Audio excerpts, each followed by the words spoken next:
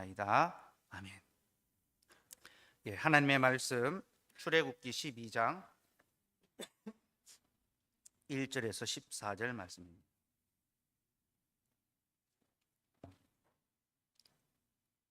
출애굽기 12장 1절에서 14절 말씀입니다. 하나님께서 말씀하십니다. 하나님의 말씀을 들으십시오. 여호와께서 애굽 땅에서 모세와 아론에게 일러 말씀하시되 이달을 너희에게 달의 시작 곧 해의 첫 달이 되게 하고 너희는 이스라엘 온 회중에게 말하여 이르라. 이달 열흘에 너희 각자가 어린 양을 취할지니 각 가족대로 그 식구를 위하여 어린 양을 취하되 그 어린 양에 대하여 식구가 너무 적으면 그 집의 이웃과 함께 사람 수를 따라서 하나를 취하며 각 사람이 먹을 수 있는 분량에 따라서 너희 어린 양을 계산할 것이며 너희 어린 양을 흠없고 1년 된 수컷으로 하되 양이나 염소 중에서 취하고 이달 19날까지 간직하였다가 해질 때에 이스라엘 회중이 그 양을 잡고 그 피를 양을 먹을 집 좌우 문설주와 임방에 바르고 그 밤에 그 고기를 불에 구워 무교병과 쓴나물과 아울러 먹되 날 것으로나 물에 삶아서 먹지 말고 머리와 다리와 내장을 다 불에 구워 먹고 아침까지 남겨두지 말며 아침까지 남은 것은 곧 불사르라. 너희는 그것을 이렇게 먹을지니 허리에 띠를 띠고 발에 신을 신고 손에 지팡이를 잡고 급히 먹으라. 이것이 여호와의 유월절이니라. 내가 그 밤에 애굽 땅에 두루 다니며 사람이나 짐승을 막론하고 애굽 땅에 있는 모든 처음 난 것을 다 치고 애굽의 모든 신을 내가 심판하리라. 나는 여호와라. 내가 애굽 땅을 칠 때에 그 피가 너희가 사는 집에 있어서 너희를 위하여 표적이 될지라. 내가 피를 볼 때에 너희를 넘어가리니 재앙이 너희에게 내려 멸하지 아니하리라. 너희는 이날을 기념하여 여호와의 절기를 삼아 영원한 규례로 대대로 지킬지니라. 아멘. 하나님, 오늘도 우리에게 주의 말씀을 들려주셔서 감사합니다. 이제 이 말씀으로 우리에게 복음의 핵심이 무엇인지 가르쳐 주시고 우리가 그 복음에 굳게 붙들려 살아갈 수 있게 하여 주옵소서. 예수님 이름으로 기도드리옵나이다. 아멘. 기독교 복음의 핵심은 십자가입니다. 그리스도께서 십자가에서 피 흘리심으로 우리의 모든 죄가 다 사하여졌으며 그가 십자가에서 죽으심으로 우리가 살림을 얻었습니다. 이렇게 그리스도의 십자가는 하나님의 구속 사역의 핵심이며 또한 절정입니다. 그래서 십자가의 복음을 잘 이해하는 것이 우리의 구원의 필수 요소입니다. 그런데 신약에 십자가 사건이 있다면요, 구약에는 유월절의 사건이 있습니다. 유월절은 그리스도의 십자가 사역의 예표입니다. 곧 장차 그리스도를 통하여 이루어질 하나님의 구속의 사역을 예표하고 바라보고 있는 것, 가리키고 있는 것이 바로 유월절입니다. 그래서 유월절을 이해하는 것은요, 그리스도의 구속 사역이 얼마나 풍성하고 놀라운지를 깨닫게 되는 아주 결정적인 요소입니다. 그래서 저는 오늘부터 유월절에 관한 설교를 하려고 하는데요, 다룰 내용이 많아서 시리즈로 연속해서 좀 다루려고 합니다. 오늘은 첫 번째 시간으로 오늘 설교 제목은 유월절 복음의 핵심이며 설교 대지는 첫째, 죽음의 유월절, 아들을 주신 하나님. 둘째, 생명의 유월절, 생명을 주신 하나님. 셋째, 기억의 유월절, 은혜를 주신 하나님. 이 세 가지를 살펴보려 합니다. 첫째, 죽음의 유월절, 아들을 주신 하나님. 유월절에 관하여 우리가 알아야 할 첫 번째 교훈은 이것이 죄에 대한 죽음의 심판이라는 것입니다. 지난주에도 살펴보았지만 애굽은 하나님의 장자인 이스라엘을 핍박하고 죽였습니다. 그래서 하나님이 애굽의 장자들을 다 죽이신 겁니다. 곧 애굽은 하나님께 죄를 지었고 하나님은 그 죄에 대한 합당한 벌을 내리신 겁니다. 여러분, 죄의 삭은 사망입니다. 어떠한 죄든지 그 벌은 사망입니다. 그러므로 죄를 범한 그들에게 그들의 장자가 죽는 것은 조금도 가혹한 벌이 아니라 지극히 합당한 정당한 벌입니다. 근데 여러분, 여기서 한 가지 문제가 있습니다. 이 심판에서 건짐을 받았던 이스라엘 백성들 역시 애굽의 죄와 상관없는 자들이 아니라는 겁니다. 하나님이 애굽의 죄에 대하여 장자의 심판을 내리셨는데, 문제는 이스라엘 백성들 역시 그 애굽의 죄와 상관없는 자들이 아닙니다. 네. 여러분, 이스라엘 백성들이 애굽에서 어떻게 살았습니까? 그들이 그 땅에 살며 그 땅의 신을 섬기고 그 땅의 영광을 사모했죠. 이는 곧 그들이 애굽에서 육체적인 종살이만 했던 것이 아니라 사실은 영혼의 종살이도 하고 있었다는 것을 보여줍니다. 여러분, 우리가 세상에서, 직장에서 우리의 육체만 종살이하는 것이 아닙니다. 우리의 영혼도 종살이하고 이 세상 것들을 추구하고 사모하고 그것을 갖기 위하여 살아가고 있는 것은 우리의 영혼도 이 땅에 종살이하고 있다는 것을 보여줍니다. 여러분, 주님이 우리를 몸과 영혼으로 지으신 것처럼 우리의 몸과 영혼이 다 세상에 종살이하고 있습니다. 그게 바로 이스라엘 백성들의 실체였습니다. 그러니 여러분, 그들 역시 하나님의 심판을 받는 것이 마땅하지 않습니까? 그렇죠? 12절 말씀 봅시다. 같이 읽읍시다. 시작. 내가 그 밤에 애굽 땅에 두루 다니며 사람이나 짐승을 막론하고 애굽 땅에 있는 모든 처음 난 것을 다 치고 애굽의 모든 신을 내가 심판하리라. 나는 여호와라. 하나님께서 애굽 온 땅에 두루 다니시면서 사람이나 짐승을 막론하고 애굽 땅에 있는 모든 처음 난 것을 다 치겠다 하셨습니다. 근데 여러분, 여기서 애굽 땅에 있는 모든 처음 난 것을 다 친다라고 할 때 이것은 애굽 사람들만을 가리키는 것이 아닙니다. 곧 애굽 땅 안에 거주하고 있는 모든 사람, 네. 애굽 땅 위에 거주하고 있는 모든 사람이 다 포함됩니다. 곧 이스라엘 백성들도 포함되는 것이죠. 하나님께서는 애굽 온 땅에 있는 모든 사람들이 처음 난 것을 다 치겠다 하셨고, 바로 여기에는 이스라엘 백성들도 포함됩니다. 물론 하나님께서는 애굽 사람들과 이스라엘 백성들 사이에 구별을 두셨죠. 그래서 애굽 사람들의 집에 심판이 임할 때 이스라엘 백성들의 집에는 구원이 임하였습니다. 구별을 두셨습니다. 그런데 여러분, 이것이 두 백성 사이에 차이가 있었다는 것을 의미하는 것은 아닙니다. 곧 이 구별은요, 우리가 아니라 하나님 편에서의 구별입니다. 무슨 말입니까?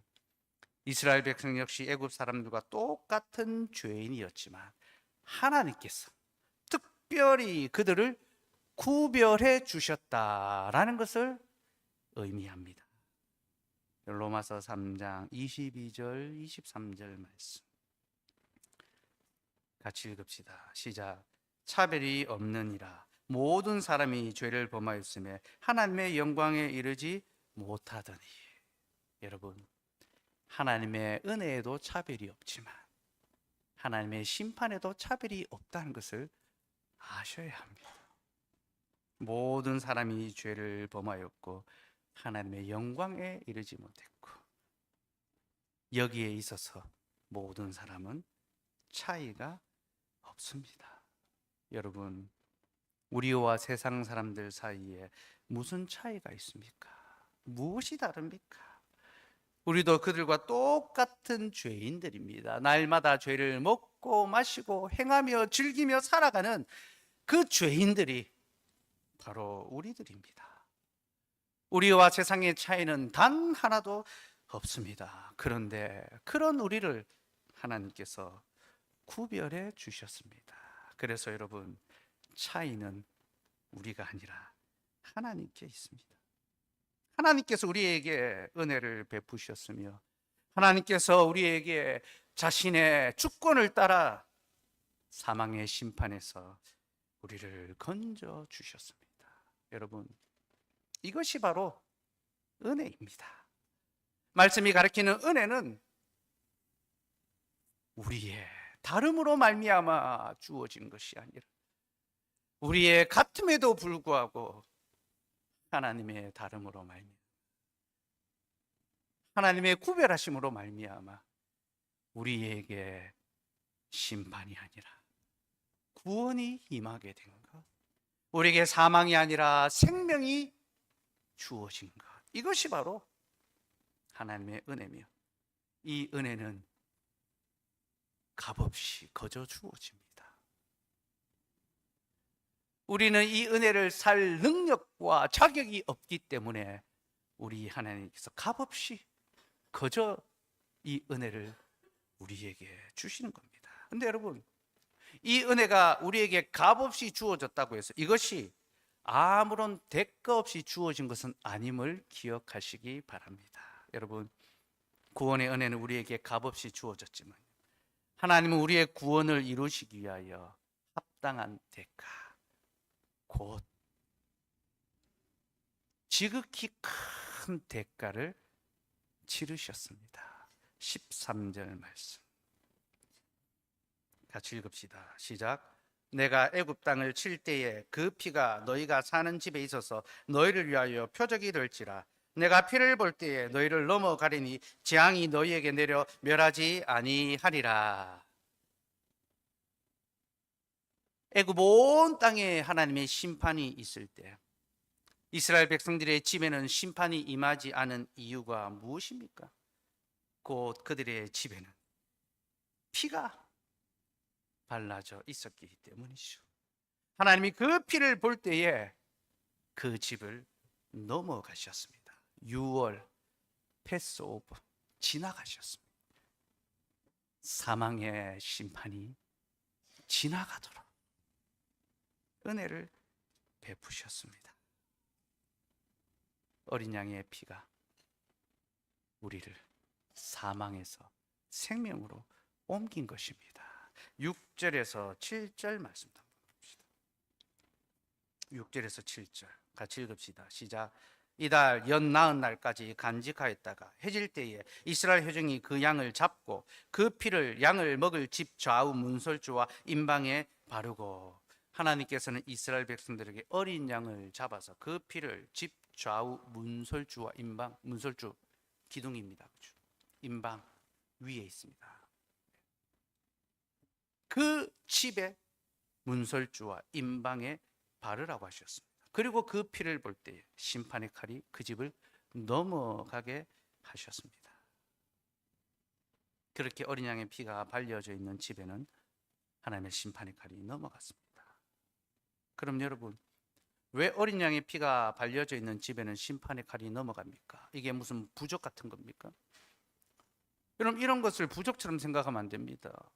세상 사람들이 자기 집이 좀 잘 되게 하려고 자기 몸을 위해서 부적을 갖다 붙이고 베개에 넣고 몸에 지니고 다닙니다. 여러분, 이것은 그런 것을 보여주는 것이 아닙니다. 어린 양의 피가 효력이 있는 것이 아닙니다. 여러분, 어린 양의 피가 효력이 있는 것이 아니라 어린 양의 피가 표적이 되는 것입니다. 표적이 무엇입니까? 증표죠. 증표. 무슨 증표입니까? 곧 그 집안에 있는 모든 사람들이 사망의 심판을 받아야 하는데, 어린 양이 그 집의 사람들을 대신하여 심판당한 겁니다. 죽임당한 겁니다. 그래서 하나님 앞에 하나님 보시옵소서, 이 집의 사람들을 대신하여 어린 양이 죽임을 당했습니다. 그 피가 표적이 되는 것입니다. 곧 하나님의 심판의 칼이 사람이 아니라 어린 양을 향하여 내려침으로 말미암아 그 칼이 지나가는 거죠. 넘어가는 거죠. 심판을 안 당한 것이 아닙니다. 이스라엘 백성도 심판을 당했습니다. 그러나 우리 하나님이 피할 길을 열어주셨죠. 곧 어린 양을 제물로 잡아 하나님의 심판을 어린 양이 대신 받게 해 주었습니다. 그리고 그 집안에 있는 사람들은 구원을 얻게 되었습니다. 여러분, 이렇게 구원은요, 우리 편에서는 아무 값 없이 주어졌지만 하나님 편에서는요, 값을 치르고 이루어졌습니다. 어린 양의 피를 흘리는 값을 치르셨습니다. 곧 하나님의 그 공의로움. 여러분, 어떤 재판관이 사랑이 많아서 죄인을 그냥 용서해주면 이 재판관은 불의한 재판관이 됩니다. 재판관은 죄에 대해서 벌을 내려야 됩니다. 하나님은 우리의 죄에 대해서 벌을 하셔야 됩니다. 그런데 우리 하나님은 사랑이 많으시죠. 그래서 그 벌을 대신 받을 수 있도록 어린 양을 준비해 놓으신 겁니다. 이 어린 양은 하나님의 공의와 하나님의 사랑을 동시에 충족시키는 겁니다. 근데 여러분, 이 어린 양이 누구를 가리키고 있습니까? 이 어린 양은 그 1년 된 양을 가리키는 것이 아니라 하나님의 아들이신 예수 그리스도를 가리키고 있습니다. 요한복음 1장 29절 말씀 같이 읽읍시다. 시작. 이튿날 요한이 예수께서 자기에게 나오심을 보고 이르되 보라, 세상죄를 지고 가는 하나님의 어린 양이로다. 요한이 예수님을 가리켜서 세상죄를 지고 가는 하나님의 어린 양이라고 했습니다. 이스라엘 백성들은 하나님의 어린 양이라고 할 때에 즉각적으로 대속의 제물로 죽임당하는 유월절의 어린 양을 기억할 것입니다. 그리고 보다 직접적으로 바울 사도는 고린도전서 5장 7절에서 이렇게 말합니다. 읽읍시다. 시작. 우리의 유월절 양 곧 그리스도께서 희생되셨느니라. 여러분, 우리의 구주 예수 그리스도께서 유월절 어린 양으로 죽임 당하셨습니다. 그리고 그가 우리 대신에 심판을 받음으로 우리에게서 심판의 칼이 넘어갔습니다. 패스오버, 지나갔습니다. 그게 바로 유월절의 교훈입니다. 곧 하나님께서 어린 양 예수 그리스도의 피를 보고 우리에게 사망의 재앙이 지나가게 하시고 영원한 생명의 복이 누려지게 하는 것, 그것이 바로 유월절의 복음입니다. 그렇게 여러분, 하나님께서는요, 이 장자의 재앙에서 우리가 마땅히 죽어야 하는데 우리의 그 모든 죄를 자신의 아들, 곧 자신의 장자에게 담당시키셨습니다. 그래서 여러분, 장자의 재앙은요, 가장 끔찍한 재앙인데요, 이 재앙이 끔찍한 것은요, 언젠가는 죽어야 할 죄인들의 장자가 죽어서 끔찍한 것이 아닙니다. 애굽 백성들의 장자들이 다 죽었죠. 근데 여러분, 그 장자들은 언젠가는 반드시 다 죽게 되어 있습니다. 그 죄인들의 결과입니다. 그게 비참하고 끔찍한 것이 아닙니다. 여러분, 이 땅을 살아가는 모든 인생은 다 죽게 되어 있습니다. 죽음은 피할 수 없는 죄인들의 운명입니다.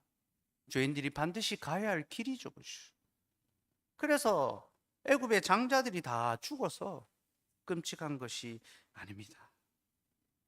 그 재앙이 정말로 끔찍한 것은 영원히 죽지 않으셔야 하는 하나님의 장자가 죽으셨기 때문에 그 재앙이 끔찍한 것입니다.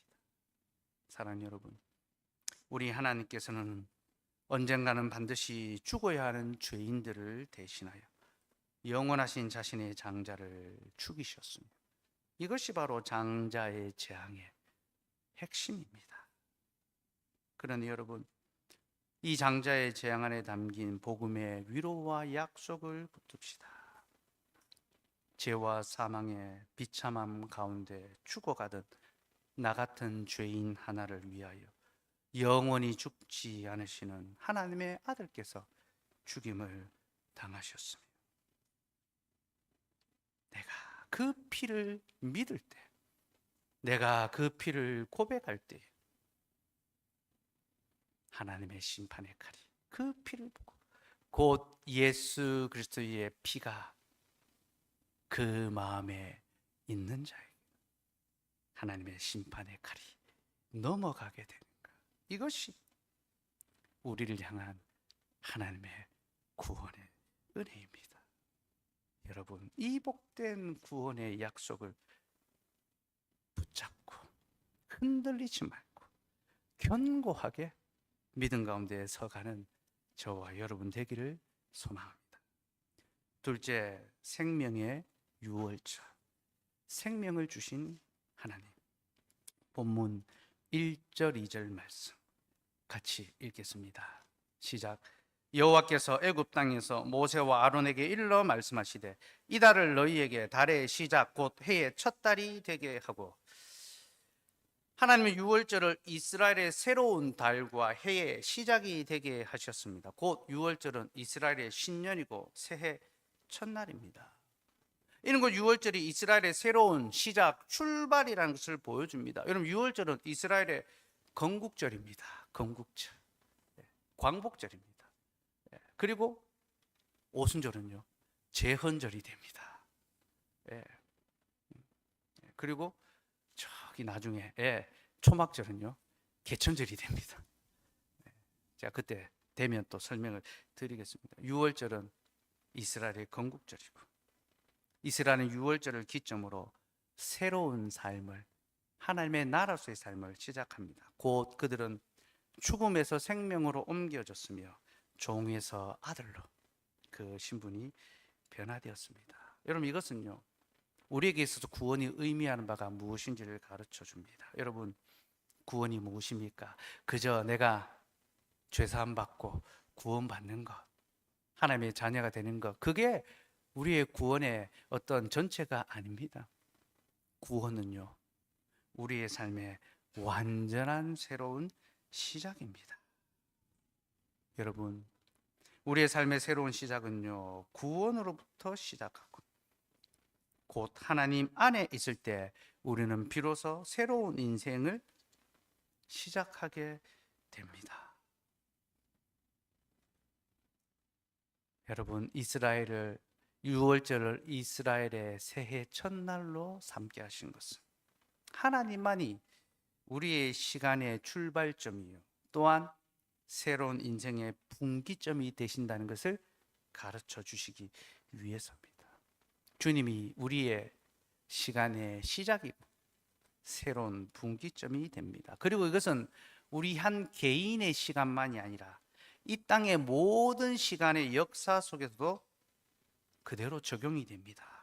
그래서 여러분, 하나님의 창조로부터 세상 역사가 시작되었습니다. 그리고 하나님의 구속으로부터 세상 역사가 새롭게 시작합니다. 우리가 흔히 역사의 구별을 BC와 AD로 하죠. 그렇죠? BC, Before Christ, 그리스도가 오시기 이전에, AD, 아노 도미니, 주님 오신 후에. 역사는 예수 그리스도를 중심으로, 곧 모든 시간의 주인이 하나님이시고, 하나님이 우리의 시간을 시작하게 하시고 우리의 시간을 새롭게 하신다라는 것을 보여주고 있습니다. 그런데 여러분, 역사의 분기점이 그리스도라고 해서 모든 사람이 그리스도의 은혜를 누리며 살아가는 것은 아닙니다. 이 은혜는 하나님의 약속의 말씀을 믿고 순종하는 자에게 주어집니다.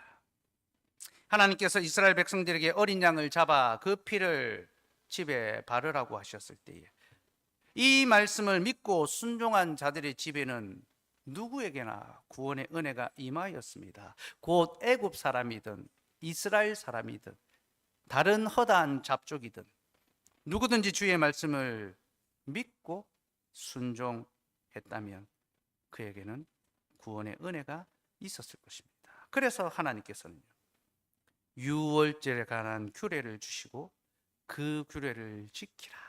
곧 누가 내 백성이냐, 곧 내 말을 지키는 자가 나의 백성이다. 하나님께서는요 말씀의 규례를 주심으로 세상으로 하여금 우리가 누구에게 속한 자인지, 누구의 자녀인지를 보여주게 하셨습니다. 곧 그 피가 발려진 집마다 하나님의 택한 백성이고 그 집에는 구원의 은혜가 있다는 것을 알려주는 거죠. 바로 그것 때문에 말씀이 있고 계명이 있고 규례가 있는 것입니다. 3절에서 5절 말씀. 3절에서 5절 말씀. 같이 읽읍시다. 시작. 너희는 이스라엘 온 회중에게 말하여 이르라. 이달 열흘에 너희 각자가 어린 양을 취할지니 각 가족대로 그 식구를 위하여 어린 양을 취하되 그 어린 양에 대하여 식구가 너무 적으면 그 집의 이웃과 함께 사람 수를 따라서 하나를 취하며 각 사람이 먹을 수 있는 분량에 따라서 너희 어린 양을 계산할 것이며 너희 어린 양은 흠없고 1년 된 수컷으로 하되 양이나 염소 중에서 취하고. 하나님께서 유월절의 규례로 어린 양을 어떻게 잡아야 하는지를 가르쳐 주셨습니다. 근데 여러분, 여기 보면요, 어린 양에 대한 표현이 조금씩 달라집니다. 3절에서는 그냥 어린 양입니다. 그 식구를 위하여 어린 양을 취하되, 어렘입니다. 그냥 하나의 양입니다. 근데 4절에서는 그 어린 양이라고 합니다. 그 어린 양에 대하여 특정된 양입니다. 더렘입니다. 그리고 5절에서는요, 너희의 어린 양이라고 합니다. 너희의 어린 양은 유월렘입니다. 너희의 어린 양, 너희의 어린 양. 여러분, 이 순서의 변화가 무엇을 보여줄까요? 이것은 아무 의미 없는 순서가 아닙니다. 여러분, 이 순서는요, 우리와 그리스도의 관계를 보여줍니다. 여러분, 우리가 그리스도를 믿지 않을 때 그리스도는 그저 하나의 양에 불과합니다. 곧 복음은 그리스도를 우리의 구주라고, 그리스도만이 우리를 죄에서 사하시고 우리를 영원한 생명에 이끌어 간다라고 가르치지만, 이것을 믿지 않는 자들에게 그리스도는 여러 종교들 중에 있는 하나의 신에 불과합니다. 어렘입니다. 그냥 어린 양입니다. 그러나 여러분, 성령께서 우리의 마음속에 역사하셔서 우리의 어두운 눈을 밝혀주실 때 우리는 비로소 그리스도를 하나님의 그 어린 양, 하나님의 약속을 따라 준비된 메시아로서 우리의 죄를 사하기 위하여 죽임당하시는 그 하나님의 어린 양으로 알게 됩니다. 여러분, 우리가 그리스도에 대한 온전한 지식이 생겨야 하고, 말씀을 통하여 예수 그리스도가 누구신지를 정확하게 알아야 하고, 다른 이로서는 구원 얻을 수 없나니 천하 인간의 구원 얻을 만한 다른 이름을 우리에게 주신 일이 없느니라. 우리는 이것을 선포하고 우리는 이것을 외칠 수 있어야 합니다. 그러나 여러분, 여기서 멈추어서는 안 됩니다. 성령께서 우리의 어두운 마음을 비추어 주실 때 우리는 비로소 우리의 죄와 비참을 깨닫게 됩니다. 우리가 얼마나 죄악 가운데 살아가고 있고 우리가 얼마나 비참한 자인지를 깨닫게 됩니다. 그리고 바로 그때서야 우리는 비로소 예수 그리스도가 나의 죄를 위하여 죽임당하시는 나의 구주라는 사실, 그가 온 땅의 모든 사람을 위하여 죽으신 것이 아니라 바로 나 같은 죄인 하나를 살리기 위하여 죽임당하신 하나님의 어린 양, 우리의 어린 양, 나의 어린 양으로 나의 구주로 고백하며 감사할 수 있게 됩니다. 여러분, 예수 그리스도를 구주로 아는 것 중요합니다. 지식으로 깨닫는 것 필요합니다. 그러나 여러분, 그 주님이 여러분의 구주라는 사실을 아시기 바랍니다. 그 주님이 정말로 나의 비참한 삶의 자리에 찾아오셔서 다른 사람의 죄가 아니라 바로 나의 죄 때문에 죽임당하신 하나님의 어린 양이고 나의 구주라는 사실을 아시기 바랍니다. 다른 사람을 판단하고 평가하기 이전에 자기 자신을 들여다보십시오. 자기 자신을 정직하게 살펴보고 내가 얼마나 죄악 가운데 비참하게 살아가고 있는지 성령의 조명하심을 깨달으시고, 주님은 다른 누군가의 구주가 아니라 바로 나의 구주가 되십니다. 나의 입술로, 나의 고백으로, 나의 삶으로, 나의 경험으로, 나의 생명으로 주님을 부를 수 있기를 소망합니다. 사랑하는 여러분, 예수 그리스도와 여러분의 관계는 어떠합니까? 여러분에게 그리스도는 어떤 분으로 계십니까? 어렘으로 계십니까? 아니면 더렘으로 존재하십니까? 아니면 유월렘으로 지금도 여러분의 삶 가운데 살아 역사하십니까? 여러분, 그리스도를 알고 그를 믿고 그를 나의 구주로 고백하며 살아갑시다. 특별히 오늘 우리에게 성찬이 준비되어 있습니다. 여러분, 이 성찬상에서 우리가 주님은 우리를 위하여 준비된 하나님의 어린 양, 곧 우리의 어린 양으로 받으시기를 소망합니다.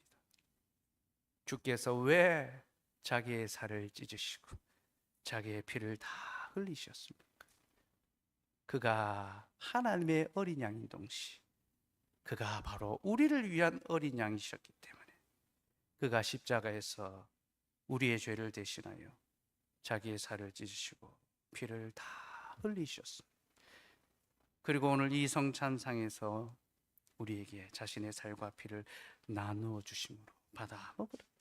내가 너를 위하여 주는 내 몸이다. 내가 너를 위하여 흘리는 내 피다라고 말씀하십니다.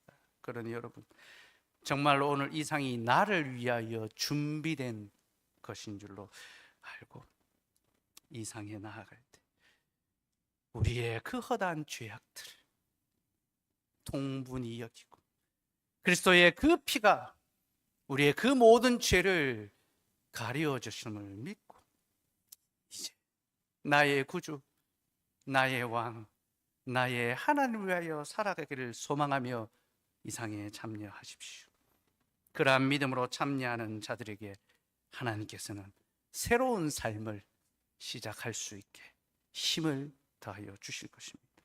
셋째, 기억의 유월절, 은혜를 주시는 하나님. 14절 말씀 같이 읽겠습니다. 시작. 너희는 이날을 기념하여 여호와의 절기를 삼아 영원한 규례로 대대로 지킬지니라. 하나님께서는 유월절을 기념하여 절기로 삼아 영원히 지키라라고 하셨습니다. 기념한다라는 것은 기억하라라는 것입니다. 곧 유월절을 절기로 삼아 지키게 하신 것은 우리로 하나님의 구원 사역을 기억하게 하기 위해서입니다. 그리고 바로 여기서 우리는 주일이 우리에게 필요한 이유를 알게 됩니다. 여러분, 주일은 하나님이 아니라 우리를 위하여 필요합니다. 왜 그렇습니까? 우리로 하여금 하나님의 구원 사역을 기억하게 하기 위해서 주께서 우리에게 주일을 구원의 절기로, 예배의 절기로 주셨습니다. 그럼 왜 우리가 주일에 예배합니까? 구약시대는 안식일에 예배했는데 신약시대는 왜 주일에 예배합니까? 주일이 주님이 부활하신 날이기 때문이죠. 부활로 말미암아 우리의 구원이 완성되었음을 기억하고 하나님의 그 구원 사역을 기억하고 감사하고 찬송하기 위해서 주일에 예배를 드립니다. 특별히 여러분, 우리는 이 날이 우리의 날이 아니라 주님의 날이라는 것을 분명히 기억해야 합니다. 하나님은 유월절을 가리켜 너희의 절기가 아니라 여호와의 절기, 곧 나의 절기라고 말씀하셨습니다. 곧 이 날이 우리의 것이 아니라 주님의 것이라는 거죠. 여러분, 왜 주일이 절기가 주님의 것입니까? 그 이유는요, 구원을 위하여 우리가 한 것은 아무것도 없으며 오직 하나님께서 모든 것을 행하여 주셨기 때문에 이 날은 우리의 날이 아니라 주님의 날입니다. 여러분, 우리가 광복절이면 쉼을 누리고 휴일로 즐거운 시간을 보냅니다. 근데 여러분, 우리가 그날을 누리기 위하여 우리가 한 것이 무엇이 있습니까? 아무것도 없습니다. 독립을 위하여 수고하고 희생한 분들의 그 죽음을 통하여, 헌신을 통하여 우리가 광복을 얻었고 우리가 그날의 쉼을 누립니다. 여러분, 죄로부터의 해방, 영원한 사망으로부터의 광복절, 우리가 한 것은 아무것도 없습니다. 우리는 주일에 하나님을 예배하며 쉼을 누리지만 그 쉼을 얻기 위하여 우리가 수고한 것은 하나도 없습니다. 모든 수고는 주님이 다 하셨습니다. 우리 주님이 쉬지 않고 일하심으로, 졸지도 주무시도 아니하시고 일하심으로 말미암아 우리에게 해방과 자유와 구원이 이루어졌습니다. 그러니 우리는 이 주일을 주님의 날로 기뻐하고 감사하고 즐기면서 우리를 위하여 행하신 하나님의 구속 사역을 기억하고 그 구속 사역을 전수하고 그 구속 사역을 지킬 수 있어야 합니다. 여러분, 이것이 바로 우리가 예배해야 하는 이유며, 이 예배는 우리를 위한 하나님의 은혜의 시간입니다. 여러분, 왜 예배가 하나님의 은혜의 시간이 되는 줄 압니까? 하나님께서 우리에게 예배 때 은혜를 주시기 때문에 은혜의 시간이기도 한데요, 우리가 이 예배를 통하여 하나님의 은혜를 기억하기 때문에 이 시간은 은혜의 시간입니다. 여러분, 기억되지 않는 것은 더 이상 은혜가 아니라는 것을 아시기 바랍니다. 은혜가 무엇입니까? 은혜는 기억되는 것입니다. 사람이 은혜를 기억해야지 은혜를 잊어버려서 되겠느냐, 이런 말들을 합니다. 여러분, 왜 그런 말 합니까? 이는 은혜는 기억하라고 있는 것입니다. 내가 입은 그 은혜와 사랑을 잊지 말고 기억하며 살아가야 하고, 그렇게 살아갈 때 그 사람은 계속해서 그 은혜 가운데 살아갈 수 있게 되는 거죠. 여러분, 우리 하나님께서 우리가 매일 구원의 은혜 가운데 살아갈 수 있도록 인생의 어떤 특정 시절에 단 한 번 구원의 은혜가 참 크구나 깨닫고 그렇게 경험하고 지나가라고 주신 것이 아니라 매일 구원의 은혜를 경험하며 그 은혜 가운데 감격하며 그 은혜 가운데 기뻐하며 살아갈 수 있도록 우리에게 은혜를 기억하라 하셨습니다. 내가 너희를 위하여 행하여 준 그 구원의 은혜가 얼마나 놀라운지 너희는 기억하라. 바로 이것을 위하여 주일을 주셨고 예배를 주셨고, 그 예배 가운데 말씀과 성례와 기도를 선물로 주셨습니다. 말씀과 성례와 기도가 무엇입니까? 은혜의 방편이죠. 우리 하나님께서 하나님이 주신 구원의 은혜를 잊지 않고 살아갈 수 있도록 통상적이고 외적인 방편, 곧 말씀과 성례와 기도를 통하여 우리에게 그 은혜를 기억하게 해 주셨습니다. 그러나 여러분, 지금도 우리에게 말씀과 성례와 기도가 지속되고 있다는 것은 우리를 향한 하나님의 구원회가 지금도 멈추지 않고 계속되고 있다라는 것입니다. 혹 우리의 인생은 어두움을 지나가고 우리의 육신은 질병을 겪기도 하고 우리의 인생은 실패를 당하기도 합니다. 그러나 여러분, 우리를 향한 하나님의 그 구원의 은혜는 결코 멈추거나 중단된 적이 없습니다. 우리 하나님께서는 말씀과 성례와 기도를 통하여 지금도 계속해서 우리에게 구원의 은혜를 베풀어 주십니다. 하나님의 말씀의 설교를 통하여서는 그리스도가 하나님의 그 어린 양이라는 사실을 가르쳐주고, 창세로부터 예비된, 예언된 하나님의 그 양이라는 사실을 가르쳐주고, 성찬을 통해서는 그리스도께서 다른 사람이 아니라 바로 나를 위하여 준비된 어린 양인, 우리의 어린 양이라는 사실을 가르쳐주고, 기도를 통해서는 우리가 그 어린 양 예수를 위하여 살아갈 수 있도록 결심하고 다짐하게 해 주십니다. 그러니 여러분, 매일의 삶 속에서 더욱더 말씀과 기도에 전념하며 하나님의 은혜를 항상 기억하며 살아가도록 합시다. 그리고 여러분, 이 은혜의 방편은요, 우리의 개인적인 삶에서도 적용되어야 합니다. 우리는 공적인 절기, 곧 공예배를 통하여 말씀과 성례와 기도의 은혜를 누립니다. 그러나 동시에 사적인 절기, 곧 하나님과의 개인적인 교제의 시간도 지켜야 하고 누려야 합니다. 주일에 우리가 듣고 누린 복음의 말씀이 우리의 일상의 삶에도 누려질 수 있도록 주의 말씀을 찾아서 읽어야 하고, 모든 식사 속에 하나님의 그 공급하심을 깨닫고 감사해야 하고, 기도를 통하여 하나님의 은혜 가운데 살아가고 자신이 아니라 주님의 영광을 위하여 살아갈 수 있도록 다짐하고 결심할 수 있어야 합니다. 그렇게 우리가 우리 개인의 삶 속에서 은혜의 방편들을 풍성하게 잘 사용함으로 하나님과의 사귐을 더욱더 깊이 누려갈 때 우리는 주일에 하나님과의 사귐도 더욱 깊이 풍성하게 누리게 될 것입니다. 오늘 주께서 우리에게 그 사귐을 얻게 하기 위하여 식탁을 차리셨습니다. 그리고 이 식탁에 우리를 초대하셔서 먹여주십니다. 여러분, 이 은혜의 방편을 통하여 그리스도의 사귐에 깊은 유익을 누리시고 주님이 우리의 삶에서 우리의 어린 양이 되시고 우리의 구주가 되신 것을 고백하고 실천하며 살아가는 저와 여러분 되기를 소망합니다. 기도하겠습니다. 자비하신 하나님, 오늘 유월절 속에 담아 놓으신 하나님의 복음의 약속을 우리로 듣게 하셔서 감사합니다. 그 약속은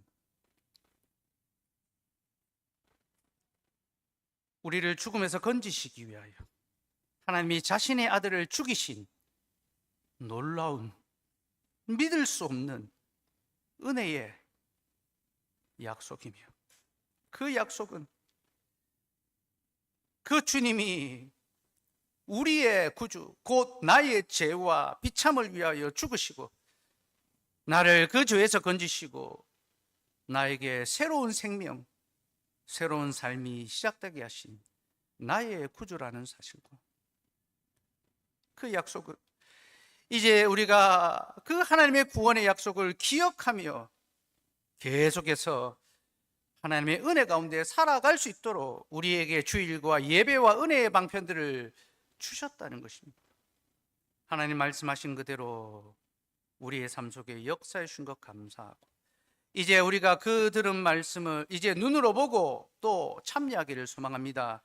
이 성례가 참으로 우리에게 은혜의 방편이 되어서 이 떡을 받을 때 바로 나를 위하여 자신의 살을 찌신 주님을 받게 하시고, 이 잔을 받을 때 나의 그 더럽고 비참한 죄를 씻기기 위하여 순결하시고 의로우신 주님이 피를 흘리셨다. 그래서 이 떡을 먹고 이 잔을 마실 때 죄로 말미암아 반드시 죽을 수밖에 없는 우리가 영원한 생명을 얻게 됐다는 사실을 기억하고, 우리의 떡으로 우리의 잔으로 받아 먹는 저희들 되게 하시고, 성찬의 모든 예식 가운데 성령 하나님 친히 찾아오셔서 거룩하게 하시고 능력 있게 하시고 이것을 보는 자들에게 믿음이 생기며 받는 자들에게 확신이 있게 하여 주옵소서. 아직 우리 가운데 밖으로 허락되지 않은 자들이 있습니다. 그들이 이상에 참여하기를 기다리며 또 교육받고 문답하게 하시고, 그들이 그 과정을 통하여 우리와 함께 기쁨으로 이상에 참여할 수 있는 은혜를 다하시고, 오늘 특별히 이상에 새롭게 참여하는 지체들이 있습니다.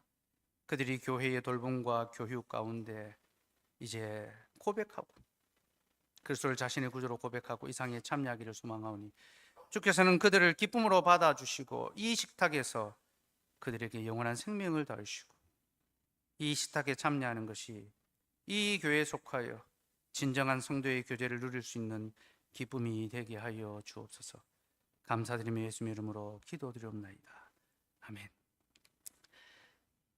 이제 거룩한 성찬을 시행하겠습니다. 성찬은 하나님이 우리에게 주신 은혜의 방편이고 주님이 친히 제정하셨습니다. 그리고 이 성찬을 행할 때마다 주님의 그 구속 사역을 기념하라 하셨습니다. 기억하라 하셨죠. 성찬은 우리가 대대로 지켜야 될 절기입니다. 하나님의 예식입니다.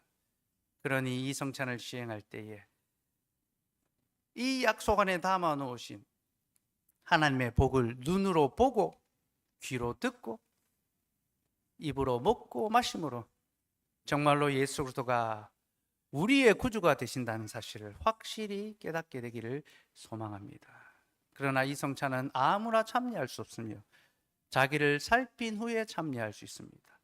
자기를 살핀다는 것은 자기의 죄와 비참을 인정하고 그 모든 죄와 비참을 그리스도께서 덮어주시고 씻겨주셨음을 믿는 것이고 이제 그리스도를 위하여 살아가기를 소망하고 다짐하는 것입니다. 우리는 각자 그것을 돌아보고 살핀 후에 이 상에 나와야 합니다. 또한 자기를 살핀다는 것은 교회가 살피는 것을 의미합니다. 교회가 주의 상에 누가 나아올 수 있는지를 살펴서 확인해 줍니다. 교육하고 믿음이 약한 자를 굳게 세웁니다. 그리고 이 상에 불러줍니다. 그래서 우리 교회에 아직 성찬에 참여하지 못하고 참관하는 분들이 있죠. 오늘 참관하시면서 이 식탁에 참여하기를 소망하시고 교회의 교육과 지도를 받으시기 바라고요. 특별히 오늘 이 상에 처음으로 참여하는 이들이 있습니다. 윤관호, 김지석, 강하은, 주승혜 자매가 오늘 처음으로 이 상에 참여합니다. 그리스도께서 여러분들을 위하여 준비하신 식탁이며 이 어린 양은 바로 여러분의 어린 양입니다. 그러니 오늘 이 상에서 여러분의 영생의 떡과 음료를 먹고 마시고 주님을 위하여 살아가시기 바라고 이제 주의 교회의 거룩한 지체로서 함께 연합하고 또 함께 교제하고 주의 교회를 세워갈 수 있는 성도의 삶을 살아갈 수 있기를 소망합니다.